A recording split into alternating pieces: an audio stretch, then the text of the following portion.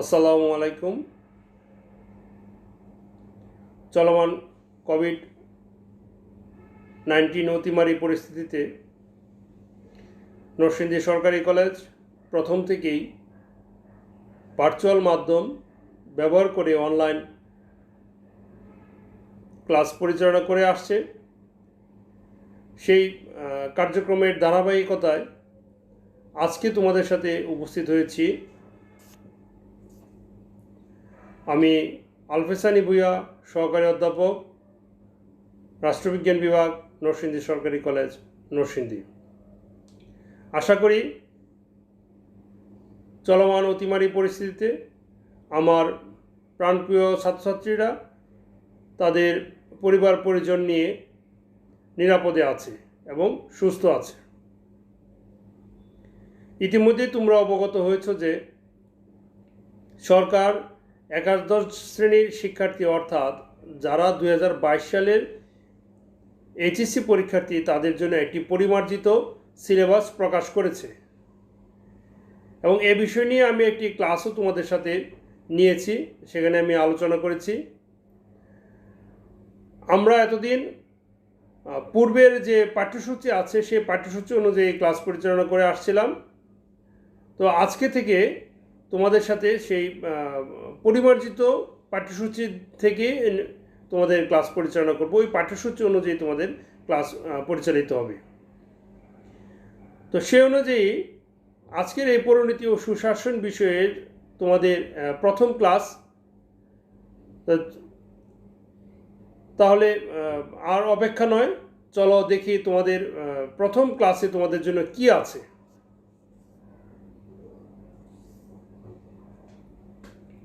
প্রথম ক্লাসের জন্য তোমাদের জন্য নির্ধারিত টপিক হচ্ছে পরিণতির ধারণা। এটি একেবারেই একটা শুরুর ক্লাস, যে কোনো বিষয়ের শুরুর দিকেই সেই বিষয়ের সংজ্ঞা, বিষয়টা কাকে বলে, তার আলোচনার বিষয়বস্তু কী, তার পরিধি কী, এই বিষয় নিয়ে আলোচনা করতে হয়। তাহলে প্রথম ক্লাসের জন্য শুধু দেওয়া আছে হচ্ছে পরিণতির ধারণা। প্রিয় শিক্ষার্থী, তোমরা জানো যে সংঘবদ্ধভাবে অর্থাৎ সামাজিকভাবে বসবাস করা মানুষের একটি অন্যতম গুণ, এবং এই সমাজবদ্ধভাবে বসবাস করে নিজেদের মধ্যে অনুভূতি, আবেগ, শ্রদ্ধা, ভালোবাসা ইত্যাদি আদান প্রদান করে বলেই মানুষ সৃষ্টির সেরা জীব। সমাজবদ্ধভাবে বসবাস করে শুধু এগুলি আদান প্রদান নয়, তার নিরাপত্তার ইস্যুটিও সেখানে চলে আসে। এজন্যই রাষ্ট্রবিজ্ঞানের জনক এরিস্টটল বলেছেন, মানুষ সামাজিক এবং রাজনৈতিক জীব, যিনি সমাজে বসবাস করেন না তিনি হয়তোবা পশু নয়তোবা দেবতা। অর্থাৎ যে সমাজে যদি কোনো মানুষ না থাকে, সমাজবদ্ধভাবে সে যদি বসবাস না করে, সে আসলে অনেক ঊর্ধ্বে অথবা অনেক নিচে, নাকি? আচ্ছা, যাক, এই সমাজবদ্ধভাবে বসবাস করার কনসেপ্ট থেকেই তোমার সৃষ্টি হয় পরিবার, সৃষ্টি হয় গোষ্ঠী, সৃষ্টি হয় সমাজ, সৃষ্টি হয় জাতি, সৃষ্টি হয় রাষ্ট্র ব্যবস্থা। এই রাষ্ট্র ব্যবস্থা সৃষ্টির পিছনে মূল কারণ হচ্ছে নিজেদের মধ্যে নিরাপত্তা এবং নিজেদের সুখ, শান্তি, অধিকার, আচার আচরণ, অনুভূতি এগুলি একে অপরের সাথে শেয়ার করা। সেখানে যারা বসবাস করে তারা যেমন রাষ্ট্রের প্রতি কতগুলি দায়িত্ব পালন করতে হয়, তেমনি রাষ্ট্র কি করে তার নাগরিকদেরকে কতগুলি কি করে সুযোগ সুবিধা, দায়িত্ব পালন করে থাকে ইত্যাদি দিয়ে থাকে। এই সকল কনসেপ্টের উপর ভিত্তি করেই সেই একটি সমাজ ব্যবস্থা, একটি রাজনৈতিক ব্যবস্থার সৃষ্টি হয়েছে। এজন্য মানুষের অর্থাৎ এই রাষ্ট্রে বসবাসকারী নাগরিকদের জীবনাচরণ, অধিকার, দায়িত্ব, কর্তব্য, কার্যাবলী ইত্যাদি বিষয় নিয়ে আলোচনার জন্য অনেক প্রাচীনকাল থেকেই একটি শাস্ত্রের উদ্ভব হয়েছিল। সেই শাস্ত্রের নাম হচ্ছে পৌরনীতি। এখানে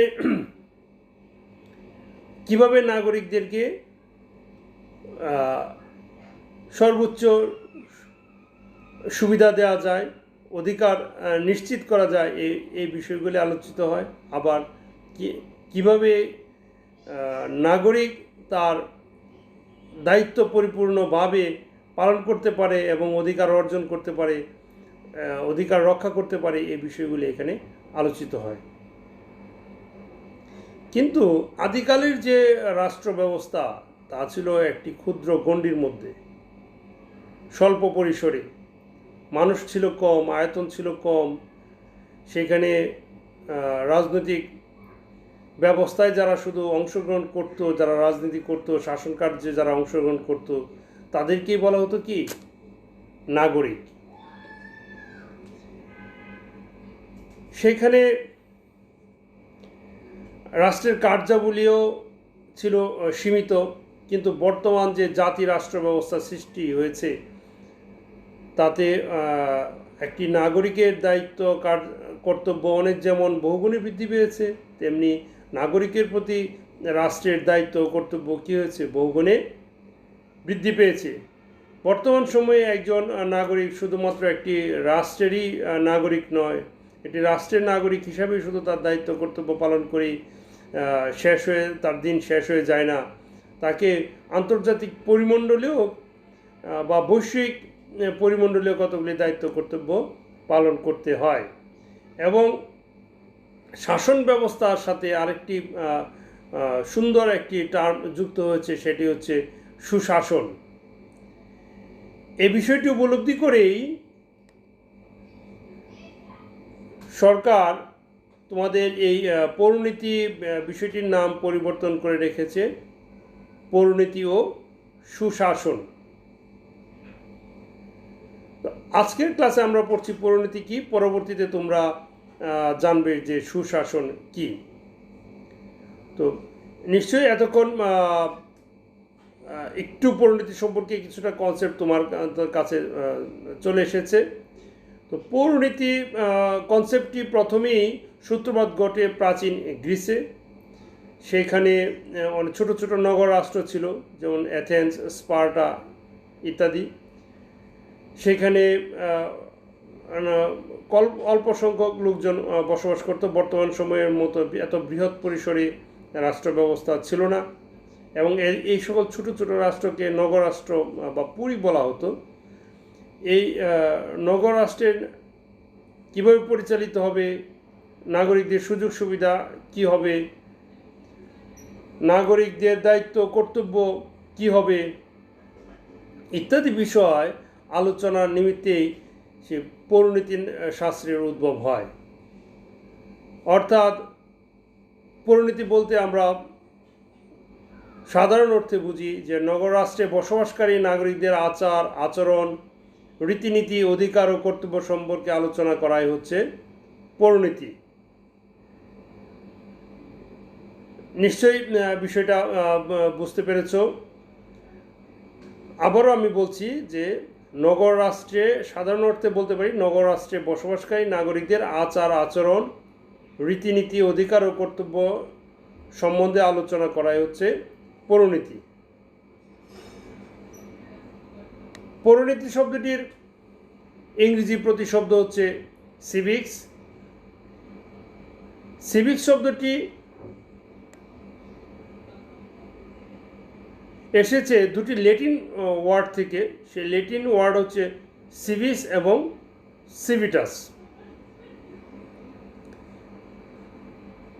তো সিভিস শব্দের অর্থ নাগরিক, আর সিভিটাস শব্দের অর্থ হচ্ছে নগর রাষ্ট্র। অর্থাৎ তোমার উৎপত্তিগত অর্থে সিভিস এবং সিভিটাস এই দুটি শব্দের মধ্যে যদি আমি রিলেশন করি তাহলে বলতে পারবো যে নগর রাষ্ট্রে বসবাসকারী নাগরিকদের যে আচার আচরণ, রীতিনীতি, অধিকার, কর্তব্য, সুযোগ সুবিধা ইত্যাদি বিষয় নিয়ে আলোচনা করাই হচ্ছে পৌরনীতি। এটি আমি উৎপত্তিগত অর্থে বলছি, কিন্তু বর্তমান সময়ে পৌরনীতি শব্দটি অত্যন্ত ব্যাপক অর্থে ব্যবহৃত হয়। ব্যাপক অর্থ বলতে নাগরিক শব্দটির অর্থ এখন অনেক ব্যাপক, এবং রাষ্ট্র ব্যবস্থা, নগর রাষ্ট্র যেখানে আগে ছোট ছোট রাষ্ট্র ব্যবস্থা ছিল, সেই ছোট রাষ্ট্র ব্যবস্থার জায়গায় এসেছে এখন জাতি রাষ্ট্র। যেমন তোমার অনেক বড়, যেমন কোথাও 140 কোটি লোক বসবাস করছে, কোথাও 100 কোটি লোক বসবাস করছে, কোথাও 10 কোটি লোক বসবাস করছে, কোথাও আরও কম বসবাস করছে। এ সকল রাষ্ট্র ব্যবস্থায়ও নাগরিক বলতে তোমার এখানে বসবাসকারী সবাই হচ্ছে নাগরিক। আগে যেখানে ছিল যে শুধুমাত্র যারা রাজনৈতিক কর্মকাণ্ড অংশগ্রহণ করে অথবা শাসন ব্যবস্থায় অংশগ্রহণ করে তাদেরকে নাগরিক বলা হতো, এখন কিন্তু সেই কনসেপ্ট নয়। এখন হচ্ছে রাষ্ট্রে বসবাসকারী সবাই হচ্ছে নাগরিক, এবং এই নাগরিকদের কাজ হচ্ছে সে যে রাষ্ট্রে বসবাস করবে সেই রাষ্ট্রের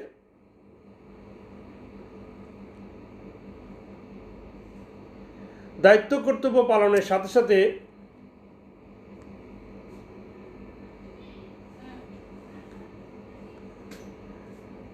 আন্তর্জাতিক পরিমণ্ডলেও তার কিছু দায়িত্ব কর্তব্য থেকে যায়, ওগুলো তাকে কি করতে হয়, পালন করতে হয়।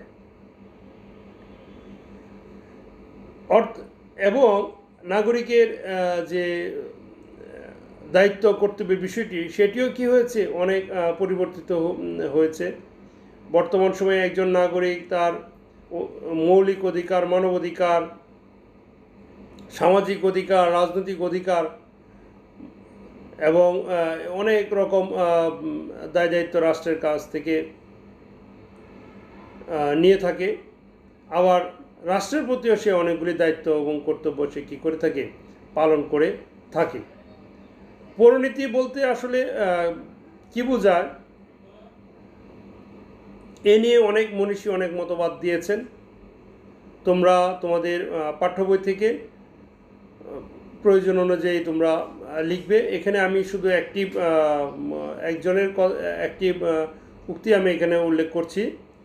অধ্যাপক E.M. হোয়াইট তার দ্য ফিলোসফি অফ সিটিজেনশিপ গ্রন্থে বলেন, নাগরিকতার সাথে জড়িত সকল প্রশ্ন নিয়ে যে শাস্ত্র আলোচনা করে তাকে বলা হচ্ছে পৌরনীতি। এছাড়াও অনেকে বলে থাকেন যে পৌরনীতি নাগরিকের অতীত, বর্তমান এবং ভবিষ্যৎ নিয়ে আলোচনা করে, অতীতে কেমন ছিল তার আলোচনা করে, তার অভিজ্ঞতা গ্রহণ করে, বর্তমানে কি হচ্ছে এই সকল বিষয় নিয়ে আলোচনা করে, এবং ভবিষ্যতে একজন নাগরিকের অবস্থান কোথায় হবে, আর কি কি সুযোগ সুবিধা পাবে আলোচনা করবে ইত্যাদি বিষয় নিয়ে পরিণতি কী করে আলোচনা করে।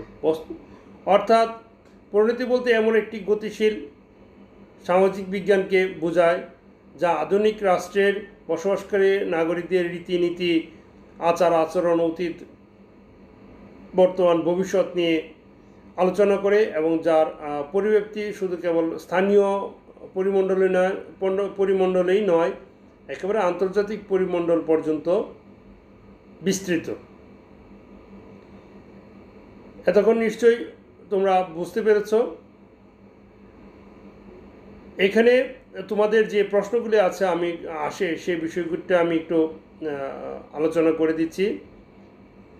সিভিক শব্দের অর্থ কী, সিভিটাস শব্দের অর্থ কী, সিভিক শব্দটির উৎপত্তি কোন ভাষা থেকে, সিভিক্স শব্দটির অর্থ কী, এখান থেকে একটা প্রশ্ন তোমাদের আসে। তারপরে একটা বিষয়, আরেকটা প্রশ্ন আসে যে হচ্ছে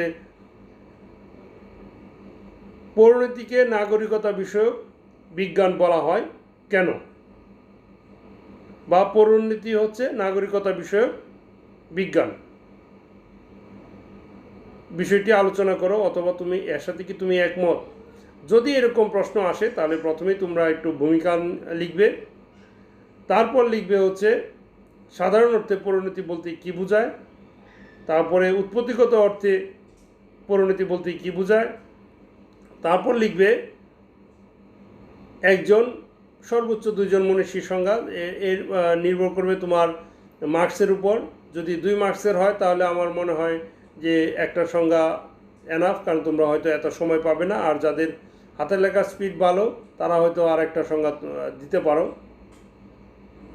তারপর একটা সার্বিকভাবে পরিণতির সংজ্ঞা দিয়ে ইতি টানতে পারো, এবং এর মধ্যে পরিণতির পরিধি আলোচনা করবে। পরবর্তী ক্লাসে তোমাদের পরিণতির পরিধি নিয়ে ক্লাস হবে, সেই ক্লাসটা অবশ্যই মনোযোগ দিয়ে তোমরা দেখবে।